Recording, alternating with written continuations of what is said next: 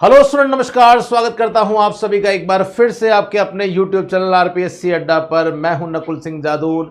ये सेशन उन सभी स्टूडेंट्स के लिए बहुत इंपॉर्टेंट होने वाला है जो इस बार सपना देख रहे हैं मध्य प्रदेश में वर्ग 1 कॉमर्स यानी कि प्रवक्ता यानी कि पीजीटी कॉमर्स टीचर बनने का। गाइज, आप सब जानते हैं कि एग्जाम डेट हमारे सामने आ चुकी है और अब मुझे लगता है कि मध्य प्रदेश के जो विद्यार्थी हैं वो अभी पूरे एक्शन मोड में चल रहे हैं। वो जानते हैं इस वैकेंसी की इंपॉर्टेंस कितनी है। नोटिफिकेशन नहीं आया है लेकिन एग्जाम डेट हमारे सामने है। सिलेबस बहुत वास्ट है। हम जानते हैं कि प्रोसेस जो है वो 2 भागों में बटा हुआ है। पहले प्री का एग्जाम देना है, उसके बाद बहुत कम टाइम मिलेगा।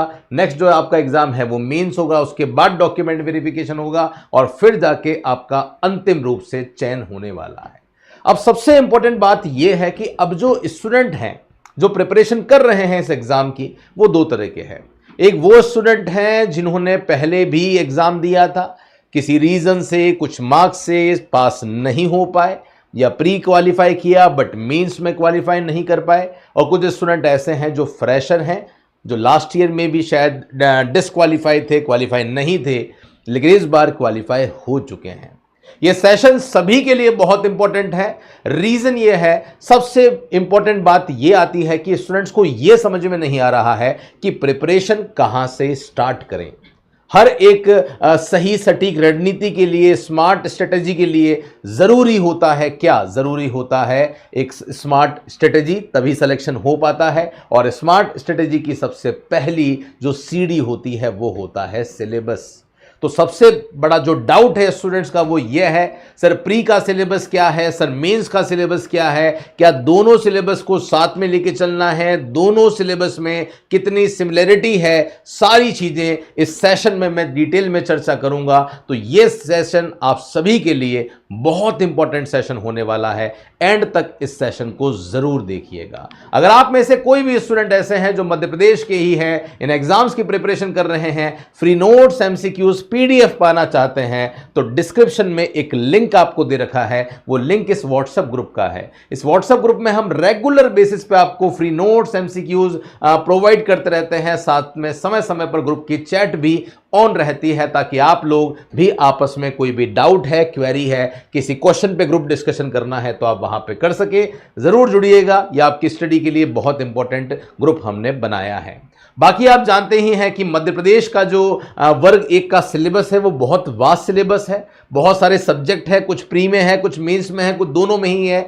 और ऐसे भारी भरकम सिलेबस के लिए जरूरी होती है एक ऐसी टीम, एक ऐसे एक्सपर्ट की गाइडेंस जो कई सालों का अनुभव लेके बैठे हुए हैं, जिन्होंने आज तक कई सिलेक्शन दिए हैं। और आप जानते हैं कि मध्य प्रदेश तो आरपीएससी अड्डा का जो है वो गढ़ है रिजल्ट देने में। पिछली बार राजस्थान के होते हुए, राजस्थान का प्लेटफॉर्म होते हुए, हमने जो है वो इसी एग्जाम में सर्वश्रेष्ठ रिजल्ट दिया था और टॉप 10 में से टॉप 6 स्टूडेंट अकेले आरपीएससी अड्डा के थे with first and second rank.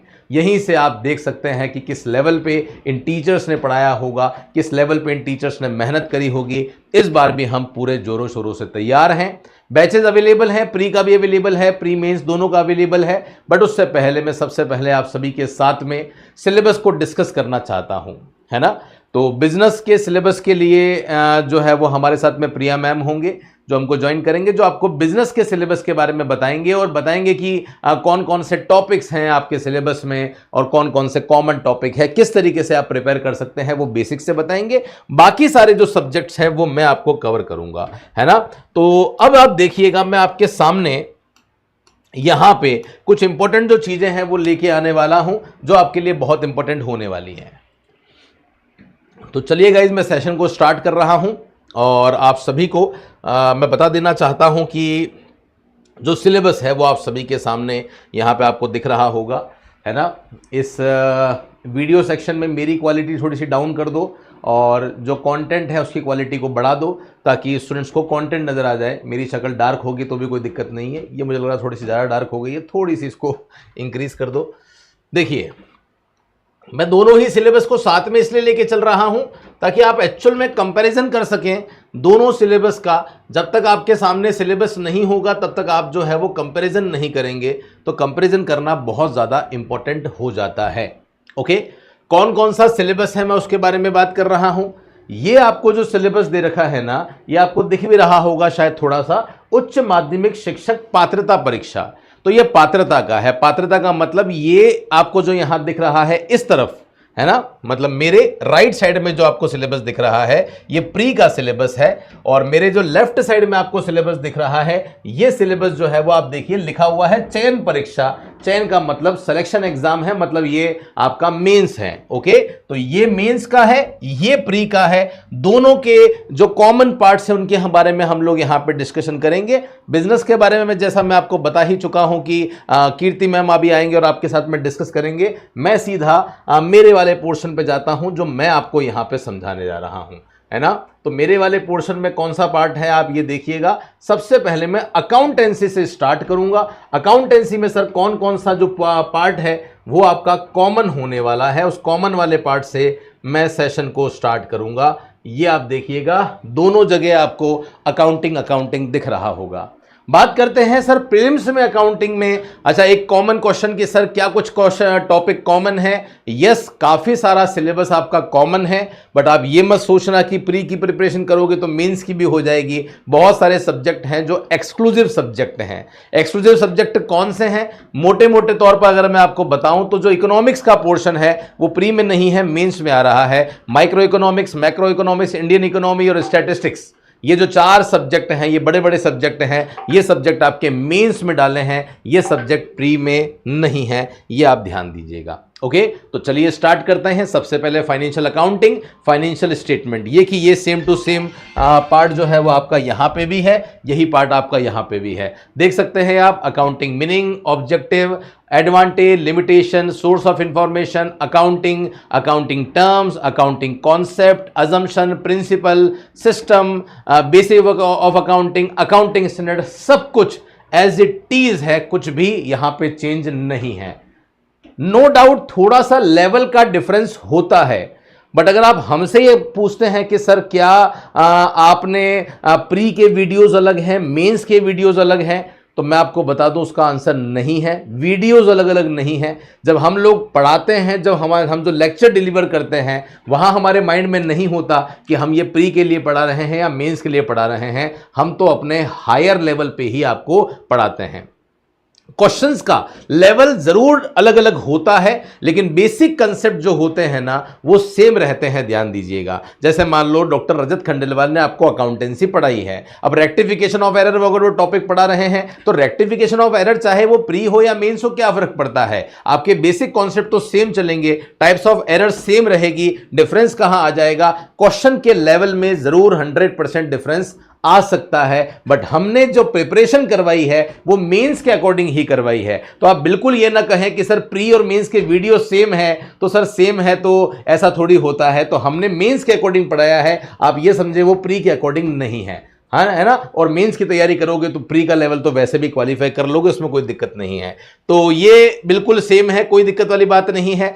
Theory base of accounting हो गया है। रिकॉर्डिंग ऑफ ट्रांजैक्शन, जब ट्रांजैक्शंस को रिकॉर्ड किया जाता है तो उसमें कौन कौन से टॉपिक्स आ जाते हैं? Vouchers, equation, debit credit entry, books of original entry, ledger, journal, cash book. क्या ये सारे टॉपिक्स यहां पे भी हैं? ये सारे टॉपिक्स यहां पे आपको प्रोसेस ऑफ अकाउंटिंग में नजर आ रहे हैं। जिसको मैंने हाईलाइट कर रखा है ना, ध्यान देना, जिसको मैंने हाईलाइट कर रखा है वो दोनों में कॉमन है। जिसपे मैंने रेड टिक कर रखा है वो टॉपिक अलग है। जैसे आपको यहां दिख रहा होगा, मेंस में अकाउंटिंग में जीएसटी की भी अकाउंटिंग होती है, जो अभी नई सीबीएसई की बुक्स में आपको देखने को मिल जाती है ना। ये चीज यहां पे हमें नजर नहीं आई। यहां पे आप देख सकते हैं कहीं भी जीएसटी का जो है वो इन्वॉल्वमेंट नहीं है। तो कहीं ना कहीं मेंस में हमें आपको एडिशनल जीएसटी की जो एंट्रीज है वो भी पढ़ानी पड़ेगी कि उसमें अकाउंटिंग कैसे होती है। डन है, यहां तक सब कुछ क्लियर हो चुका होगा। मैं कहानी को और आगे बढ़ाता हूं तो कैश बुक तक कहानी पहुंच चुकी है।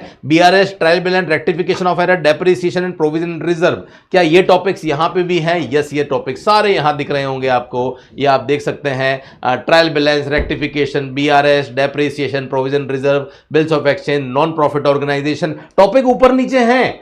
पर सिलेबस में जो मेहनत करनी थी वो मेहनत हमने कर ली है, आपको करने की जरूरत नहीं है। कुल मिला के ये जो टॉपिक आपको दिख रहे हैं ना, ये सारे topic, bills of exchange, financial statement, है ना, accounting for incomplete record, computer accounting, accounting and database system as it is आपके सिलेबस में है, accounting for non profit organisation, Indian contract act, consignment department, branch accounting, सब कुछ आपको यहां पे भी देखने को मिल जाता है। ये आप देख सकते हैं, कुछ टॉपिक आपके यहां पे हैं। ये रहा, पार्टनरशिप आपकी पूरी कवर हो गई है, कंसाइनमेंट भी यहां पे आ गया है, कंसाइनमेंट भी यहां पे आ गया है।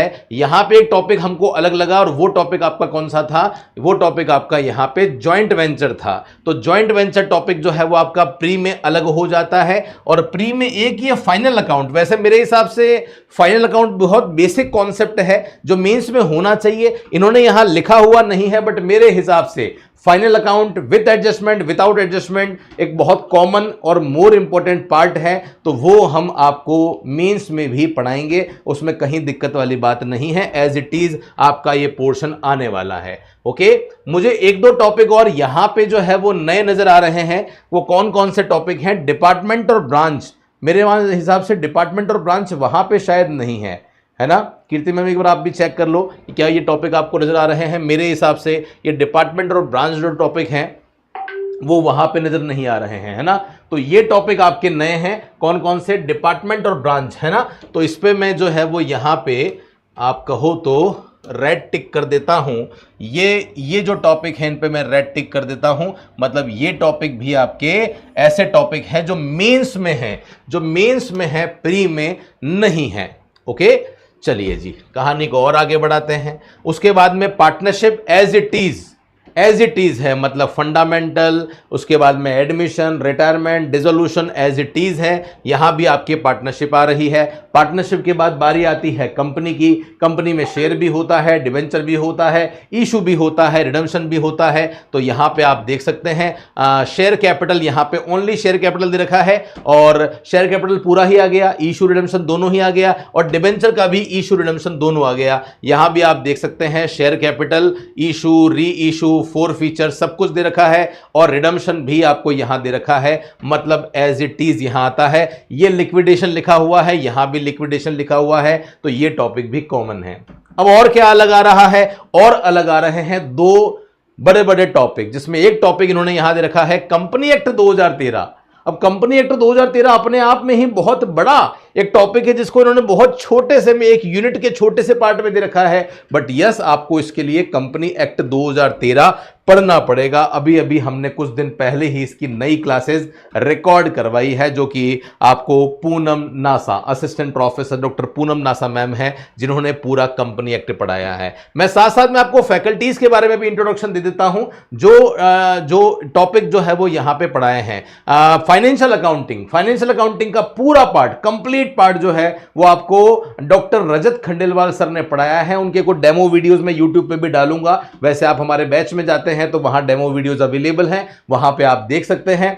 मुझे लगता है कि बहुत अच्छी तरीके से आज तक जितने भी स्टूडेंट रजत सर से पढ़े हैं, लास्ट 17 ईयर से पढ़ा रहे हैं, तो एक अच्छा खासा अनुभव है उनका, और उनके अनुभव का आप डेफिनेटली बेनिफिट यहां पे ले सकते हैं। कुछ टॉपिक ऐसे हैं जो एडवांस लेवल पे है, जैसे डिपार्टमेंट अकाउंटिंग हो गया, ब्रांच अकाउंटिंग हो गया। ये जो टॉपिक है ये अमित जैन सर ने पढ़ा रखे हैं आपको, है ना। लिक्विडेशन वाला टॉपिक हो गया, ये भी अमित सर ने आपको पढ़ा रखा है। उसके बाद में जो कंपनी एक्ट है वो पूनम मैम ने पढ़ा रखा है। फाइनेंशियल स्टेटमेंट वाला जो टॉपिक है वो रजत सर का भी है, अमित जैन सर का भी है। हम दोनों ही आपको अवेलेबल करवा देंगे, कहीं दिक्कत नहीं है। रेशियो वाला पार्ट जो है वो भी आपको अमित जैन सर का अवेलेबल होने वाला है, और accounting ratio, cash flow, fund flow, ये अमित जैन सर का भी हम आपको अवेलेबल करवा देंगे। और एक खुद जो गवर्नमेंट कॉलेज में असिस्टेंट प्रोफेसर है डॉक्टर सागर सावरिया, उनका भी अवेलेबल करवा देंगे। जिनसे आपका सेट होता है वहां से आप कर सकते हो, कोई दिक्कत नहीं है। डन है यहां तक? तो आप देखिए प्री में जो नए पार्ट है, जो अलग से पढ़ना है, वो बहुत कम है। अभी तक अगर आप इस सिलेबस को देख रहे हो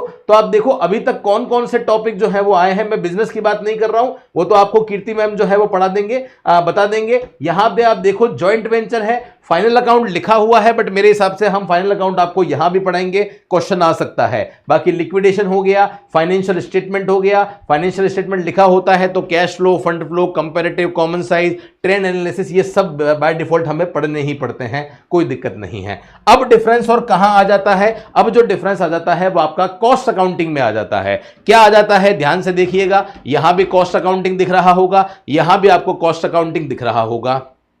यहां जो कॉस्ट अकाउंटिंग है, नेचर, फंक्शन और कॉस्ट क्वालिफिकेशन, ये जो कॉस्ट क्वालिफिकेशन है यहां तक तो ठीक है, लेकिन जो आपका एलिमेंट ऑफ कॉस्ट होते हैं जिसमें मटेरियल, लेबर और ओवरहेड आ जाते हैं। अब देखो यहां इन्होंने मटेरियल नहीं लिखा, तो ऐसा मैंने आज तक कोई सिलेबस नहीं देखा जहां पे एलिमेंट ऑफ कॉस्ट में लेबर लिखा हुआ है और लेबर लिखा हुआ है, ओवरहेड लिखा हुआ है और मटेरियल लिखा हुआ नहीं है। पर मेरा आपसे सजेशन यह है कि यहां आप मटेरियल भी पढ़ के ही जाना, क्योंकि एक तो मेंस का पार्ट है, ये मेंस का सिलेबस है। मेंस के सिलेबस में क्लासिफिकेशन ऑफ कॉस्ट है, तो जितनी भी कॉस्ट आप वहां पढ़ोगे, संक कॉस्ट हो गई, एब्जॉर्प्शन कॉस्ट हो गई, डायरेक्ट कॉस्ट, इनडायरेक्ट कॉस्ट, जितनी भी होती है वो सब आपको पढ़नी है। यहां पे हम आपको मटेरियल भी अवेलेबल करवाएंगे, तो material, labour, overhead costing, unit costing. Unit costing मुझे लगता है कि कॉस्ट अकाउंटिंग अगर आप पढ़ रहे हो तो आपको यूनिट कॉस्टिंग बाय डिफॉल्ट पढ़नी है। ये पता ही होना चाहिए फैक्ट्री ओवरहेड कैसे निकलता है, ऑफिस ओवरहेड कैसे निकलता है, टोटल कॉस्ट कैसे निकलती है, ये ऑब्वियसली पता होना चाहिए। इसके साथ में आपको प्रोसेस कॉस्टिंग यहां दे रखा है। लेकिन मैं अगर प्री की बात करता हूं तो प्री में देखिए जॉब कॉस्टिंग एक नया टॉपिक आपको दिख रहा है और मार्जिनल कॉस्ट आपको एक नया टॉपिक दिख रहा है। इसको मैं यहां जाके हाईलाइट कर देता हूं ताकि आपको यहां पे समझ में आ जाए कौन कौन सा टॉपिक है। एक job costing, process costing, marginal costing, ये टॉपिक जो है ये आपके प्री में नए हैं। मार्जिनल कॉस्टिंग में cost control, cost reduction technique, ये हमारे मार्जिनल कॉस्टिंग में ही जो है वो आ जाती है। तो ये आपको यहां पे ध्यान रखना है, ये कॉस्ट अकाउंटिंग में क्या क्या नया है। यहां भी कुछ चीजें नई है, वहां भी कुछ चीजें जो है वो नई हो जाती है। तो आशा करता हूं यहां तक समझ में आ गया होगा। कहानी को हम और आगे बढ़ाते हैं तो यहां पे प्री में एक छोटा सा टॉपिक और नया है जिसे इन्फ्लेशन अकाउंटिंग कहते हैं। Inflation accounting, accounting for human resource of an organisation and social responsibility, ये टॉपिक आपका प्री में नया है जो कि मेंस में देखने को नहीं मिलता।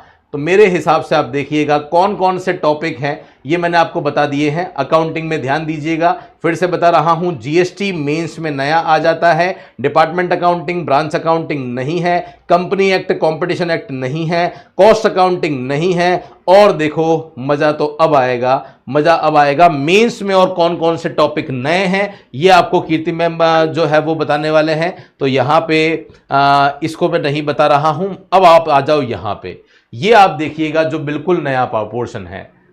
जैसा मैंने कहा कि 11th-12th में जो इकोनॉमिक्स के नाम से जो किताबें आती है, माइक्रो, मैक्रो, इंडियन इकोनॉमी और स्टैटिस्टिक्स, वो पूरी यहां पे कवर करी है। यूनिट नंबर 7 देखिए, ये मेंस की बात कर रहा हूं। प्री का सिलेबस खत्म हो गया है, प्री के सिलेबस में अब बस बिजनेस का सिलेबस ही बाकी है जो अभी हम आपसे डिस्कस करेंगे। लेकिन आप यहां देखते हैं तो माइक्रो इकोनॉमिक्स जो कि स्टार्ट होती है कंज्यूमर बिहेवियर से, है ना, demand, supply, consumer behaviour, production, cost, market, ये सब कुछ आपके सिलेबस में यहां पे आ जाता है।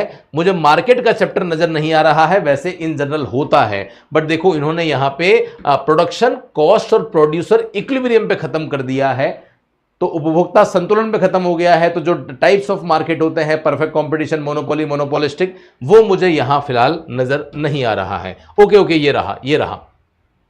इन्होंने एक अलग यूनिट दे दी, सप्लाई दे दिया है, प्राइस डिटर्मिनेशन दे दिया है। इसका मतलब कंप्लीट माइक्रो इकोनॉमिक्स है, जीरो से लेके एंड तक जो टॉपिक्स होते हैं माइक्रो इकोनॉमिक्स के वो सारे आ जाते हैं। फिर हम बात करते हैं, एक और किताब चलती है हमारी, वो मैक्रो इकोनॉमिक्स की होती है। मैक्रो इकोनॉमिक्स में जो टॉपिक आपके आते हैं वो national income, aggregate demand, aggregate supply आ जाता है। उसके बाद में बैलेंस ऑफ पेमेंट जो है वो यहां पे आ जाता है। फिर money and banking, money and banking Indian economy में लिखा हुआ है, जबकि 12th क्लास में आपके ये मैक्रो इकोनॉमी का पार्ट बनता है। मतलब माइक्रो इकोनॉमिक्स पूरी ही पढ़नी है, मैक्रो इकोनॉमिक्स पूरी ही पढ़नी है। इंडियन इकोनॉमी में जो कि आपके 11th में आती है उसमें बहुत सारे टॉपिक दे रखे हैं, वो सारे टॉपिक यहां कवर नहीं है। माइक्रो मैक्रो तो पूरी ही पढ़नी है, बैलेंस ऑफ पेमेंट भी है, फॉरेन एक्सचेंज भी है। यहां पे अगर आप देखते हो तो इंडियन इकोनॉमी में उसके फीचर्स हैं, प्रॉब्लम है, पॉलिसीज है, प्लानिंग है, करंट चैलेंजेस कौन कौन से हैं, है ना, और उसके बाद में determination of income and employment. ये determination of income and employment मेरे हिसाब से इंडियन इकोनॉमी का पार्ट नहीं है। ये इनकम एंड एम्प्लॉयमेंट की जो थ्योरी है वही थ्योरी J.M. कीन्स ने दी थी, जिसे इनकम एंड एम्प्लॉयमेंट कहते हैं, जो एग्रीगेट डिमांड और एग्रीगेट सप्लाई से कनेक्टेड है ना। तो ध्यान रखना ये जो दोनों टॉपिक हैं वो इसी के पार्ट है। ये आपका इंडियन इकोनॉमी नहीं है, मनी बैंकिंग है। गवर्नमेंट बजट भी आपका आपके 12th क्लास में मैक्रो इकोनॉमिक्स में ही चला जाता है, तो ये वाला पोर्शन भी ऊपर आना चाहिए। तो इंडियन इकोनॉमी में तो केवल और केवल इंडियन इकोनॉमी के features, problem, policy, current challenges, बस इतना ही है। बाकी माइक्रो मैक्रो की पूरी किताब है, आपको इंडियन इकोनॉमी पूरी नहीं पढ़नी है। स्टैटिस्टिक्स की बात करते हैं तो collection of data, organisation, central tendency, dispersion, correlation, index number, ये टॉपिक्स आपके नए हैं जो कि मेंस में आ रहे हैं। ये टॉपिक्स आपके प्री में नहीं है, ध्यान रखना। हमने वैसे जो कोर्स है, ये तो मैंने आपसे सिलेबस के बारे में बात कर ली है। अब सीधा अभी जो है वो कीर्ति मैम आएंगे जो आपके साथ में जो बिजनेस का जो सिलेबस है उसको पूरा डिस्कस करेंगे। तो ये मैं यहां से, ये आपका बिजनेस यहां पे स्टार्ट हो रहा है और यहां पे जो बिजनेस है वो स्टार्टिंग से ही शुरू हो रहा है। लेकिन उससे पहले आप सभी को मैं एक बात बता देना चाहता हूं कि गाइज आप तैयारी कर रहे हैं तो मैं हमेशा ये मानता हूं कि पीजीटी कॉमर्स की प्रिपरेशन कर रहे हैं अगर आप, है ना, तो लगभग 6 से 7 महीने लगते हैं अगर आप बेस लेवल से अपनी प्रिपरेशन करना चाहते हैं तो अगर आप चाहें तो, अगर आपको लगता है कि मुझे किसी प्लेटफॉर्म से नहीं जुड़ना है सर, मैं तो सेल्फ स्टडी करना चाहती हूं, करना चाहती हूं या करना चाहता हूं, तो उस सिचुएशन में आप एनसीईआरटी की बुक्स लेकर आ सकते हैं, कोई रेफरेंस बुक लेकर आ सकते हैं, अपनी ग्रेजुएशन की, पोस्ट ग्रेजुएशन की जो बुक्स है वहां से भी पढ़ना चाहें तो पढ़ सकते हैं, कोई दिक्कत नहीं है। अल्टीमेटली पेपर वहीं से आता है। बट क्योंकि सिलेबस बहुत वास्ट है तो जरूरत होती है एक मेंटोर की। तो अगर आपको लगता है कि नहीं, कोई ऐसा मेंटोर मिले जो पहले अपने आप को प्रूफ कर चुका है, अपने इस तरह से रिजल्ट दे चुका है, तो अगर आपको लगता है कि आपको हमारी हेल्प की ज़रूरत है, इस टीम की ज़रूरत है, तो आप डेफिनेटली हमसे जुड़ सकते हैं। बैच अवेलेबल है। मैंने अभी नोटिफिकेशन जब तक नहीं आता तब तक इसकी प्राइस कम करी हुई है, मैं बता रहा हूं। बाकी जितनी प्राइस आपको दिख रही है उससे डबल प्राइस पे हमने इस कोर्स को पहले भी दिया है स्टूडेंट्स को, अभी भी देंगे। नोटिफिकेशन आते से ही ये प्राइस इंक्रीज होने वाली है। तो अगर आप जुड़ना चाहते हैं तो प्री का कोर्स अगर आप ओनली लेते हैं, देखिए ओनली प्री लेने में या ओनली मेंस लेने में मुझे लगता है बेनिफिशियल नहीं है। बट क्योंकि कुछ स्टूडेंट ऐसे होते हैं जो ज़्यादा लॉन्ग विजन नहीं होते कि सर मेंस तो मेंस बाद में देखेंगे, फिलहाल तो आप प्री की बात करो, प्री का क्या है। तो ओनली प्री अगर आप करना चाहते हैं तो 1999 है, और अगर आप प्री के साथ में मेंस भी लेना चाहते हैं तो दोनों मिला के जो कोर्स है वो 4000 का है। लेकिन हमने प्राइस को कम कर रखा है ताकि स्टूडेंट हमसे बिल्कुल बेसिक से ही जुड़े।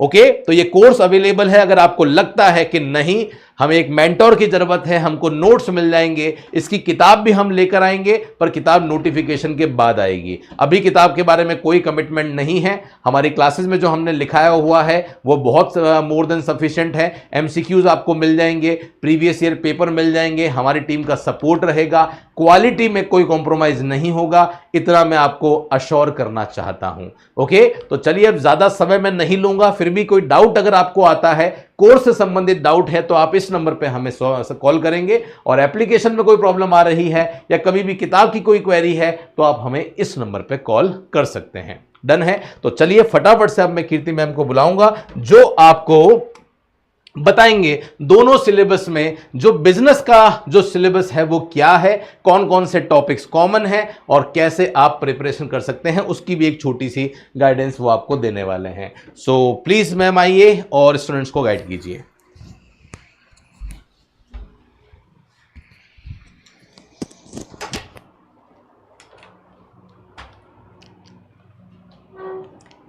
Hello everyone and I again welcome you to the session. जैसे कि सर ने बताया है आप सभी को किस तरीके से दोनों जो सिलेबस है, दोनों प्री एंड मेंस के किस तरह का डिफरेंसेस है दोनों में और कितना डिफरेंसेस है, व्हाट सॉर्ट ऑफ डिफरेंसेस हमको देखने को मिले हैं उन्हीं डिफरेंसेस में से क्या क्या कॉमन यूनिट्स है जिसको हमको स्टार्टिंग में ही क्यों ना हम इनको इतने अच्छे से प्रिपरेशन कर ले कि सीधे मेंस का, सीधे चयन का जो है वो सपना लेकर हम क्लियर कर सके, हम एग्जाम को क्रैक कर सके। उन्हीं सब यूनिट्स को हम एक बार फिर से for the units of business को हम क्या करेंगे, एक बार उन्हें रीचेक करेंगे कि let's see what sort of differences है यूनिट्स में, क्या कॉमन डिफरेंसेस हैं और क्या डिफरेंसेस ऐसे हैं they those are apart from pre and mains. Mains का डिफरेंस जो है या प्री में क्या डिफरेंसेस देखने को मिले हैं, किस तरीके से हमको प्रिपरेशन करनी होगी, क्या स्ट्रैटेजी बनानी होगी जिस तरीके से हम, ताकि वर्स्ट अटेम्प्ट में ही हमारा क्लियर हो जाए एग्जाम,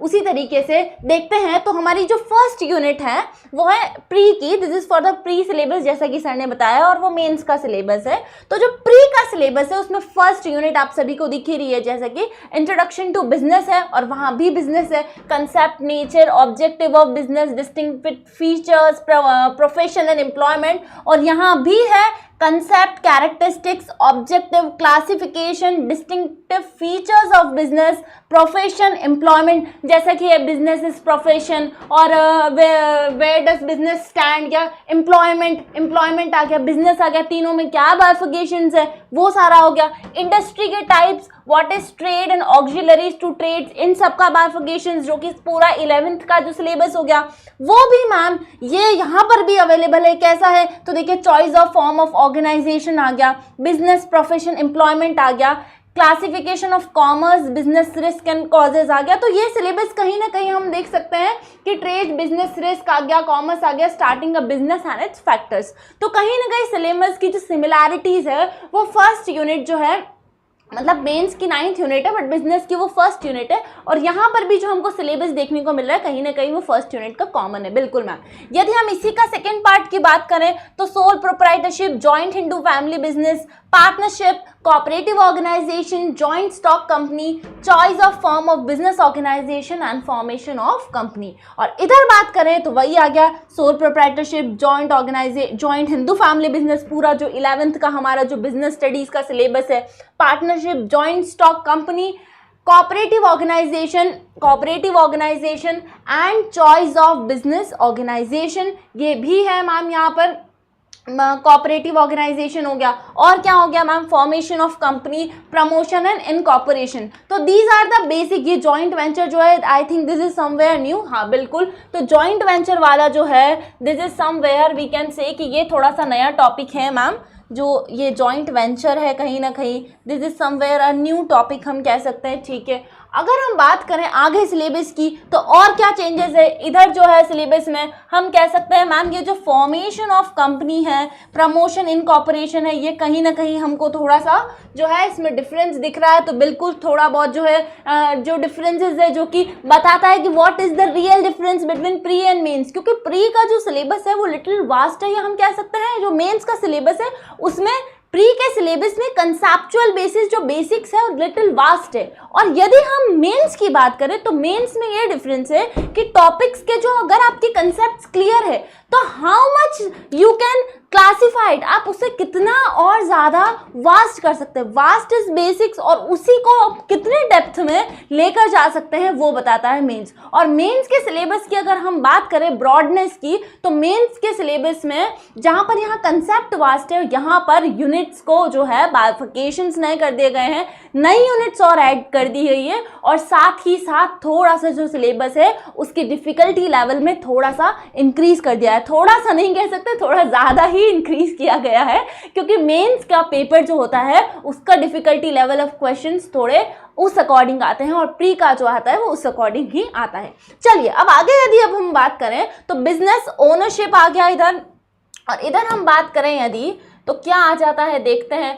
तो नेक्स्ट जो आ जाता है public, private and global enterprises की बात हो रही है, और इधर जो बात हो रही है वो हो रही है ट्रेड की। इंटरनेशनल ट्रेड के पहले जो हो रहा है मैनेजमेंट आ गया, ओके तो थर्ड वाली जो यूनिट जैसा कि आप सभी को विजिबल होगी आई थिंक सो, यस, तो प्राइवेट पब्लिक ग्लोबल एंटरप्राइजेस में डिपार्टमेंटल अंडरटेकिंग, स्टैट्यूटरी कॉर्पोरेशन, ये पूरा जो 11th का जो बिजनेस स्टडीज का सिलेबस है वही सारा इन डेप्थ में है। Government company, changing role of public sector, कैसे 1991 पॉलिसी या इकोनॉमिक रिफॉर्म्स वाला हो गया है ना, ग्लोबल एंटरप्राइजेस, जॉइंट वेंचर्स जो हमने कहा था वो नया टॉपिक है, वो कहीं ना कहीं फिर यहाँ ऐड हो गया, तो हम इसको भी यहाँ से हटा सकते हैं क्योंकि joint venture was somewhere here new but it is not, तो हम इसको भी कह सकते हैं। और क्या है मैम, तो और जो यूनिट्स ऐड हुई है वो आप सभी की जो है नेक्स्ट है बैंकिंग एंड सर्विसेज, तो banking, insurance, transportation, warehousing, communication, impact of telecommunication, ठीक है, impact of technology, business services and postal telecommunication services. तो बेसिकली सिलेबस में जो आ रहा है बिजनेस का वो कुछ पोर्शन जो है 4th यूनिट वो भी सेम है मैम। अब आ जाता है बिजनेस सर्विसेज की, यदि बात करें तो सर्विसेज के अंदर वही सारी आ गई, banking, insurance, communication, postal, telecommunication, transportation and warehousing, and it is same it is as in given in the 4th point। तो 4th point और कहीं ना कहीं जो 10th यूनिट का सेकेंड पार्ट है वो बिल्कुल सेम है। और यदि 10th यूनिट का जो फर्स्ट पार्ट है वो third part, public private joint role of dynamic and multinational companies and joint venture, so 10th unit भी कहीं ना कहीं हम कह सकते हैं इट इज ऑलमोस्ट सेम। यदि हम बात करें the change in the topic, तो what is change is 11th number unit का फर्स्ट पार्ट, वो क्या है, जो कि इन लेटेस्ट जो है e business and outsourcing, it was also in your 11th book, 11th NCERT में था ये आप सभी के, ठीक है। तो ये जो वाली जो यूनिट है आप सभी की e business and outsourcing, this is somewhere new and apart from this जो डिफरेंस है वो ये है कि प्री में जो ये सिलेबस है, जो first emerging modes of business है वो यहाँ पर नहीं है, तो ये एक थोड़ा सा आप सभी के लिए डिफरेंस देखने को मिल रहा है। नेक्स्ट जो है सोशल रिस्पॉन्सिबिलिटी ऑफ बिजनेस आ जाता है, social responsibility, business environment protection, business ethics, what is the difference between social responsibility and business ethics, यही सारे जो हैं जो बेसिक से जो कंसेप्ट है ये पूरा भी 11th ही चल रहा है हमारा। और ये आ गया यहाँ पर कॉर्पोरेट सोशल रिस्पॉन्सिबिलिटी की यदि हम बात करें तो ये सिलेबस भी कहीं ना कहीं इसके अंदर इंक्लूडेड है। ट्रेड आ गया, इंटरनेशनल ट्रेड आ गया, सोर्सेज आ गया। और 7 नंबर पे आप देख सकते हैं कॉर्पोरेट सोशल रिस्पॉन्सिबिलिटी, जहां पर business ethic, environment protection and social responsibility of business, तो कहीं ना कहीं ये पोर्शन भी सेम है। और अगर हम आगे चलें तो सोर्सेज ऑफ बिजनेस जो है वो आ जाता है, what are the sources of business finance. तो बिजनेस फाइनेंस के सोर्सेज की यदि हम बात करें तो owners, borrowed fund, sources of raising finance, and then comes is raising equity, GDR, ADR, debentures, bonds, retained profits, public deposits, loans, credit rating, trade credit and micro credit, and कहीं ना कहीं यहाँ पर भी बिल्कुल as it is copy paste है, sources of finance, trade credit, factoring, lease financing, public deposits, commercial paper, shares, debentures and international financing। तो we can say it is same as in the given number 6th। Okay ma'am, चलिए आगे चलते हैं और next जो है वो 12th number वाली यूनिट क्या है वो देखते हैं। तो talking about 12th number unit, what is the 12th number unit, तो जो 12th नंबर वाली यूनिट है वो कहीं ना कहीं हम कह सकते हैं small business and enterprises, government assistance, entrepreneurship, startup India scheme, intellectual property right जिसमें ट्रेडमार्क, कॉपीराइट्स है ना, ज्योग्राफिकल इंडिकेशंस, डिजाइन आ जाता है, वो सारा जो पोर्शन है वो इंटेलेक्चुअल प्रॉपर्टी राइट्स के अंदर आ जाता है। और इधर यदि बात किया जाए स्मॉल बिजनेस की तो वो भी कहीं ना कहीं इसके अंदर इंक्लूडेड है। और स्मॉल बिजनेस के अंदर क्या आता है मैम, तो ये जो पूरा पोर्शन है small business, trade, import export है ना, EBRT, ट्रेड इंस्टीट्यूशंस, तो ये इंटरनल ट्रेड वाला पोर्शन जो है वो 5th नंबर पे पूरी तरीके से अच्छे से इंक्लूड हो चुका है। और यदि स्मॉल बिजनेस की बात करें तो स्मॉल बिजनेस भी कहीं ना कहीं आई think so it is also included in this, yes. तो जो 11th नंबर वाला पॉइंट है business environment, business finance, joint stock, ये अकाउंट्स आ गया है थोड़ा सा, ओके। तो फाइनेंशियल मार्केट आ गया, बिजनेस फाइनेंस आ गया, मैनेजमेंट, बिजनेस एनवायरमेंट के अंदर स्पेशल लिबरलाइजेशन, प्राइवेटाइजेशन, ग्लोबलाइजेशन जो हमने देखा है इधर है ना, इकोनॉमिक रिफॉर्म्स जो है, ये जो थोड़ा सा पोर्शन है government assistance, small business and enterprises, I am unable to see here, यदि यहाँ पर कुछ दिख रहा हो तो, क्योंकि ये मुझे एक ऐसा टॉपिक लग रहा है जिसमें जो मेंस में इंक्लूडेड है और यहाँ नहीं है, तो आई थिंक सो ये जो टॉपिक है ये कहीं ना कहीं इंक्लूडेड नहीं है। तो let me just mark this कि this point is also somewhere जो है ये नया है ना, जो कि आपके मेंस के सिलेबस में इंक्लूडेड है। अगर बात करें नेक्स्ट तो वो आ जाता है international business, retail, international trade की थ्योरीज आ गई, theories of international trade, WTO। तो ये 5th वाला जो पॉइंट है ये पूरा इंक्लूड हो जाता है, that is wholesale trade, emerging trades, WTO, UNCTAD, world bank, IMF, है ना, IBRD, ये सारा इंक्लूड हो जाता है। तो बिल्कुल इंटरनेशनल ट्रेड थ्योरीज में ये सारा आ जाता है। यदि अब बात करें तो अब आ जाता है 12th का पार्ट। अब मैम 12th का पार्ट क्या है बेसिकली, तो 12th का जो सबसे इंपॉर्टेंट पार्ट है वो है management, basics of management, principles of management, business environment, principles of Taylor, Fayol, यही सारे प्रिंसिपल्स है। और क्या है मैम, साइंटिफिक मैनेजमेंट आ गया जो कि टेलर जी के ही है, इसका कंसेप्ट आ गया, इंपॉर्टेंस आ गया, और बिल्कुल वही syllabus, concept, objective, nature, science, art, profession, है ना, तीनों में क्या बाइफिकेशंस है, and management, general and scientific, coordination, features and importance. तो बिल्कुल वही वाला सिलेबस जो है वो कहीं ना कहीं इधर भी आ जाता है। अब आप कहेंगे मैम कोऑर्डिनेशन इधर नहीं है, but coordination is a very small topic. तो वही यूनिट का एक तरह से हम कह सकते हैं कुछ जो क्रक्स है वो यहाँ लिखा नहीं है बट वो इंक्लूडेड होता है ना, वही वाली चीज हो जाती है। तो बिल्कुल वही है सारा, प्रिंसिपल्स ऑफ फेऑल हो गए। नेक्स्ट आ जाता है बिजनेस एनवायरनमेंट। बिजनेस एनवायरनमेंट की यदि हम बात करें तो बिजनेस एनवायरनमेंट भी आप सभी के इसमें इंक्लूडेड है, meaning, importance, dimensions, changing business environment, LPG and demonetisation, जो कि रिसेंटली ही ऐड हुआ है 12th की बुक्स में। Demonetisation within I think so 2 to 3 years ही हुए हैं, और यहाँ भी वही सारा सिलेबस इंक्लूडेड है। मैम क्या है, planning, organising, staffing, directing, controlling. तो वो पूरा part planning, organising, staffing, directing, controlling जो आप सभी को 10th पॉइंट में नोटिस कर सकते हैं आप सभी। और यदि बात करें business finance and financial market की, तो financial market and business finance भी आप सभी के अंदर, इसके सिलेबस के अंदर जो है वो इंक्लूडेड है। साथ ही यदि हम नेक्स्ट बात करें तो नेक्स्ट जो टॉपिक आता है और जो चेंजेस हैं वो है मार्केटिंग मैनेजमेंट के अंदर क्या है मैम। तो यदि मार्केटिंग मैनेजमेंट की बात करें जाए तो meaning, functions, role, levels, marketing, product mix, market mix, यही सारा इंक्लूड हो जाता है। तो मैम इसके अंदर भी ये सारा इंक्लूड हो गया, marketing management, philosophies, physical distribution, product, price, place, promotion, all of these are also included in both the syllabus. अब अगर बात करें तो लास्ट जो यूनिट आती है वो आती है मैम कंज्यूमर प्रोटेक्शन। तो बिल्कुल कंज्यूमर प्रोटेक्शन भी इंक्लूडेड है, मीनिंग, इंपॉर्टेंस, राइट्स, ड्यूटीज, रिड्रेसल्स, और यहाँ पर भी सभी इंक्लूडेड। अब व्हाट इज द चेंज, क्या मेजर चेंज है, क्या माइनर चेंज है। तो चेंज जो है बेसिकली वो है right to information act is newly added, जिसका जो सिलेबस है, जिसकी जो एक्ट है वो बहुत डिटेल में विद एक्सप्लेनेशन आप सभी को बहुत अच्छे से ये आपको बैच में मिल सकता है या मिलेगा। और उसी के साथ साथ यू कैन ईजीली अंडरस्टैंड किस तरीके से एक्ट्स के जो सेक्शंस है वो पूछे जाते हैं, किस तरीके से यदि कोई नई चीज ऐड की जा रही है तो what sort of questions can be prepared for this. क्योंकि कहीं ना कहीं कुछ नया अगर ऐड हो रहा है तो क्या होता है कि पॉसिबिलिटीज जो होती है उस यूनिट से क्वेश्चंस आने की पॉसिबिलिटीज जो होती है वो बढ़ जाती है। और यदि हम बात करें तो मैम प्री में क्या है, तो प्री में कहीं ना कहीं ह्यूमन रिसोर्स मैनेजमेंट वाला जो यूनिट है या जो चैप्टर है वो इंक्रीज हो गया है। क्या आता है मैम, रिक्रूटमेंट होता है, उसमें सिलेक्शन होता है, चयन, भर्ती, चयन, वो वाला जो पोर्शन है ना, training and development, performance, appraisal, compensation, बिल्कुल वही सारा इंक्लूडेड हो जाता है। Recruitment, training, development, compensation and performance evolution, what is the function, objectives. तो HRM का बेसिक सा जो पूरा प्रोसेस है उसका जो बाइफर्केशंस किया गया है विद इन डिटेल वो सभी जो है वो प्री के सिलेबस में इंक्लूडेड है। और क्या नया इंक्लूडेड है मैम, तो प्री में जो है वो छोटा सा एक पोर्शन है जो कि है ऑर्गेनाइजेशनल बिहेवियर, मोटिवेशन, पर्सनालिटी, जो कि 12th में भी था। और ये यहाँ पर आएगा या नहीं आएगा मैम, कहीं ना कहीं जो सिलेबस प्री का जो कहीं ना कहीं स्मॉल पोर्शन है जो छूटा हुआ है वो कहीं ना कहीं ऑर्गेनाइजिंग के अंदर देखिए मोटिवेशन भी लिखा है, recruitment, selection, staffing, training and development.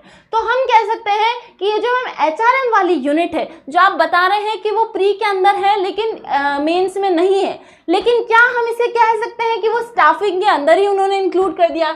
क्या हम कह सकते हैं इसे? Performance evaluation, compensation, training and development, recruitment, selection, training and development. तो कहीं ना कहीं हम ये नहीं कह सकते कि प्री में जो आता है वो मेंस में नहीं आएगा। प्री का सारा सिलेबस जो है वो कहीं ना कहीं रिलेटेबल है। इनफैक्ट मेंस में जो है वो फुल जो है पूरी 11th 12th की economics with vast, in fact GST, companies act, competition act, ये 3 एक्ट्स एंड आरटीआई एक्ट, ये चारों एक्ट जो है आप सभी के मेंस में इंक्लूड कर दिए गए हैं। तो आप समझ सकते हैं what sort of difficulty level must be there in the exam. उसी के साथ साथ लास्ट जो है business process, reengineering, total quality management, benchmarking, strategic management, knowledge management and business standardisation. तो ये कुछ टॉपिक्स है जो प्री में आते हैं, मतलब वो कहीं ना कहीं मेंस में इनका जो है वो इतना रोल नहीं है, बट कहीं ना कहीं इसके बेसिक्स जो है वो इंपॉर्टेंट रोल प्ले करते हैं। तो उसी के साथ साथ आप सभी को आई थिंक सो ये पूरी जो हमारी जो बिजनेस स्टडीज है इसका जो क्रक्स है आप सभी को समझ आ गया होगा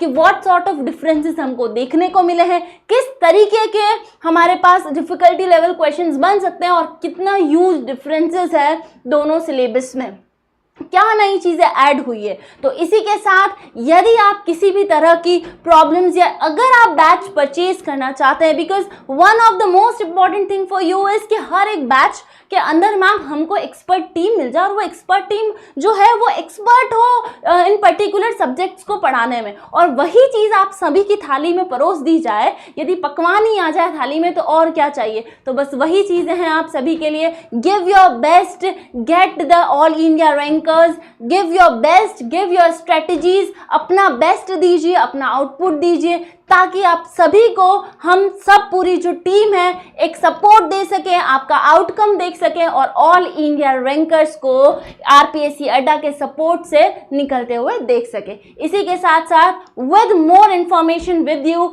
will come here on this YouTube channel on RPSC Adda. Till then see ya, bye bye and take care.